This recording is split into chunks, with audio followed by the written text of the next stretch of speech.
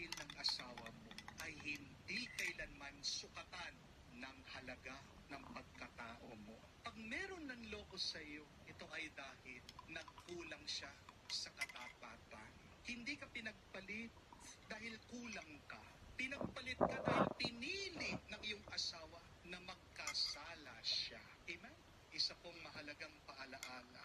Ang pagkabigo ay para pong anino. A failure is like a shadow. It will follow you. But remember, that is not you. Kamukha sa anino, susundan ka ng iyong pagkabigo. Pero tandaan mo, unawain mo, hindi ikaw yan. Amen? Parte man yan ng iyong buhay. Hindi ikaw ang sumusunod mong trauma, bad experience, failures, mistakes sa iyong buhay. Ikaw ay higit sa bagsak mong exam.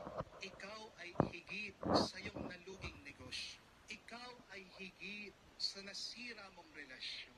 You are not your failure. Ikaw ay isang taong nasugatan? Oo, pero buhay pa rin.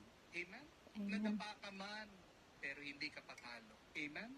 Umiiyak ka, pero hindi pa katapusan. Amen?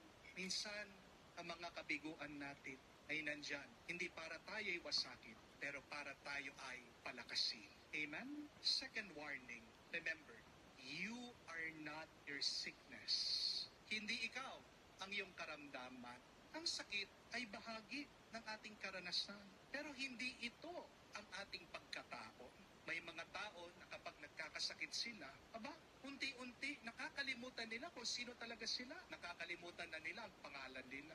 Ang iba kasi sinasabi nila, may diabetes ako, high blood ako, sira ang bato ko. Talaga ba? Ikaw ang diabetes? Talaga ba? Ikaw ang high blood? Talaga ba? Ikaw ang sakit ng bato? Hindi. Tigilan mong sinasabi yun sa sarili mo, sa iba. Meron po tayong isang follower nung pong Sabado Healing Mass. Ulit-ulit ako nilalapitan, sinasabi sa akin, pagsimula po ng offertory, ng communion, sabi niya, Father, may cancer ako. Father, may cancer ako. Father, pagdasal mo ko, may cancer ako. Sinabihan ko po siya. Sabi ko, hindi po kayo ang cancer. Tao kayo, may pangalan kayo. Huwag nyo na sasabihin may cancer ka. Ang sabihin mo ito, gumagaling ako sa tulong ng grasya ng Diyos. Mga kapatid, ang sakit ay kondisyon, hindi yan katauhan